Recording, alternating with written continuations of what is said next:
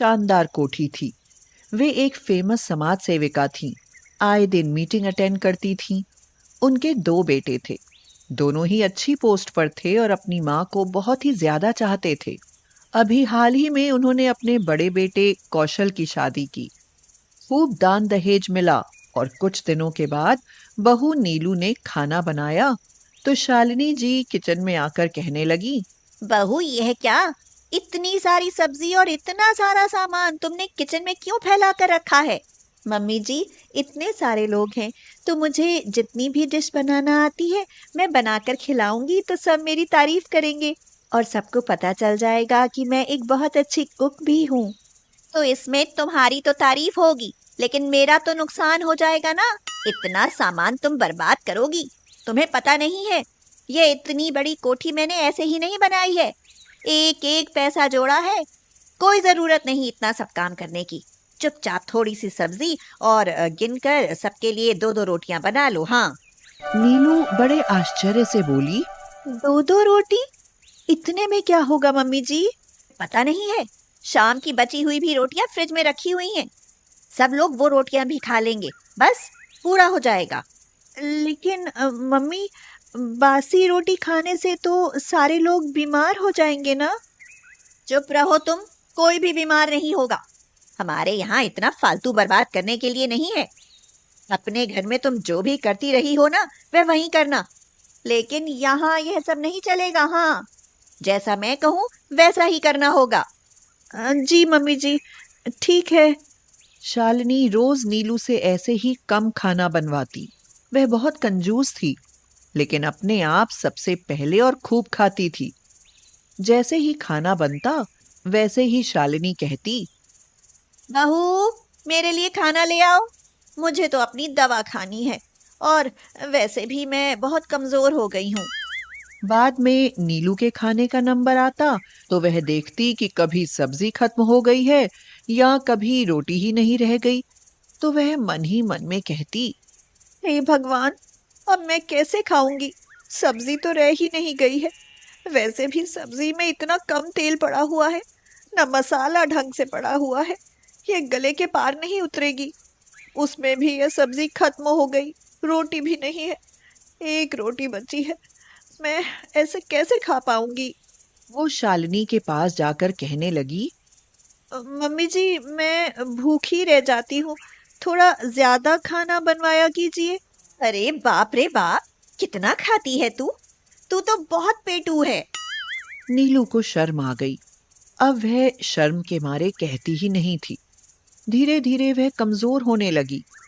एक दिन उसे चक्कर आ गया और वह गिर पड़ी। थोड़ी देर में उसे होश आया तो उसने अपनी माँ मालती को फोन किया। उसकी माँ वहां आई और उसने डॉक्टर को बुलाया। डॉक्टर ने चेकअप किया और बताया, देखिए, इन्हें बहुत कमजोरी है। इनके शरीर में खून की बहुत कमी हो गई है। खून चढ़ाना पड़ेगा।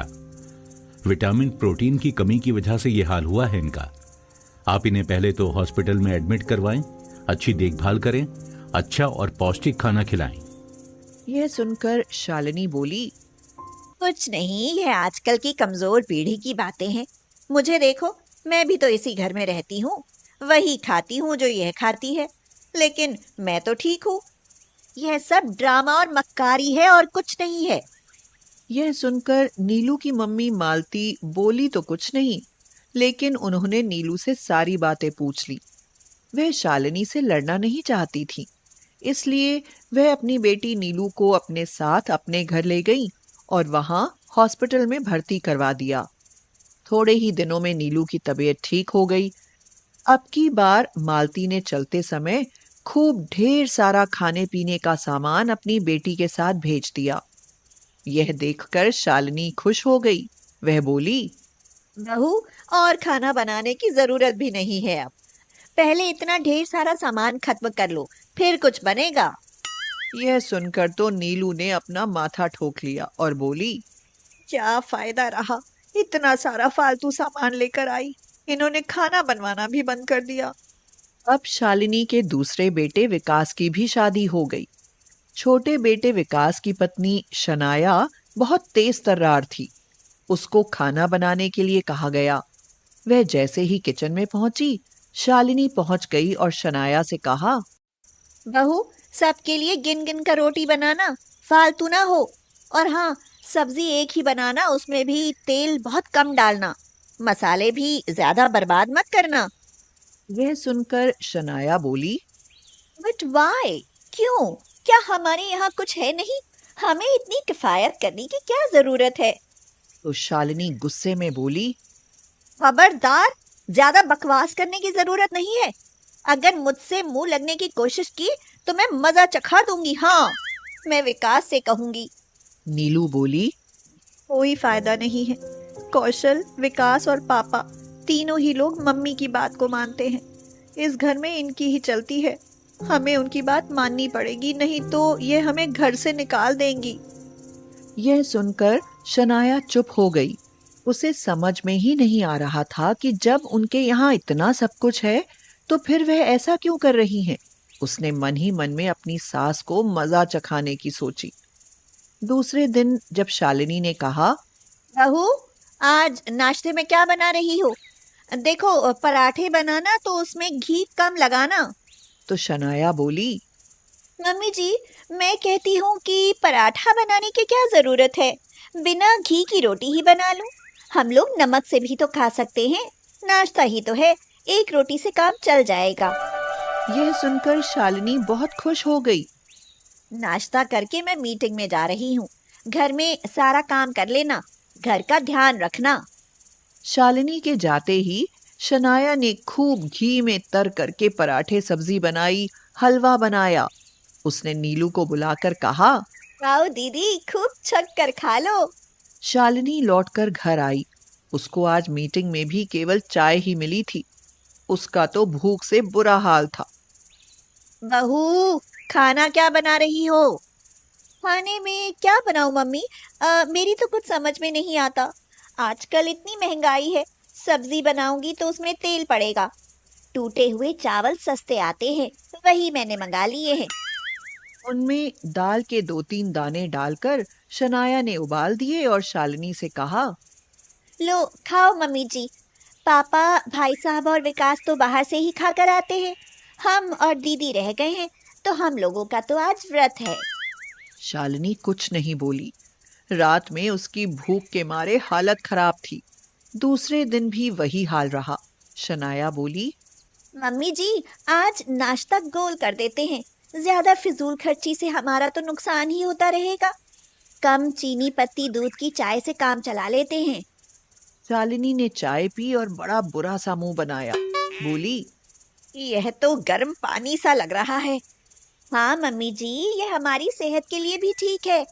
आजकल की हमारी पीढ़ी इन्हीं चीजों से ही तो कमजोर हो गई है। शालिनी को आज थकावट महसूस हो रही थी। वह बोली, ठीक है, आज एक विधवा आश्रम में विजिट करना है, मैं वहां जा रही हूँ। ऐसा कहकर वो निकल गई। शालिनी के जाते ही नीलू और शनाया ने अच्छा सा खाना बनाया। शनाया बोली, आज तो भाई मटर पनीर का प्रोग्राम हो जाए। उन लोगों ने जमकर खाया और रात के खाने के लिए अपने रूम में ले जाकर रख दिया। शालिनी लौट कर आई। आज भी वह भूखी थी।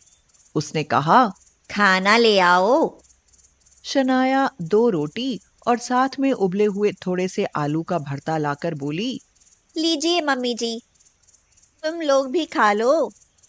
यह सुनकर शनाया और नीलू दोनों एक एक रोटी और थोड़ा सा भरता लेकर बैठ गईं और बोली, बस मम्मी, हम लोग इतना ही खाते हैं। इससे ज्यादा खाना बर्बाद करना हमें अच्छा नहीं लगता। थोड़े ही दिनों में शालिनी की तो हालत खराब हो गई। अब वह चलती थी तो उसे चक्कर आते थे। अब उससे नहीं रहा गया। वह बोली, बहू, अच्छा सा खाना बनाओ, अच्छी सी सब्जी बनाओ। अब बस बहुत हो गया। अब इससे ज्यादा कंजूसी मैं बर्दाश्त नहीं कर सकती। मैं अब भूखी नहीं रह सकती। हाँ। अब शालिनी के सिर से कंजूसी का भूत उतर गया, क्योंकि वह तो हमेशा दूसरों पर कंजूसी दिखाती थी।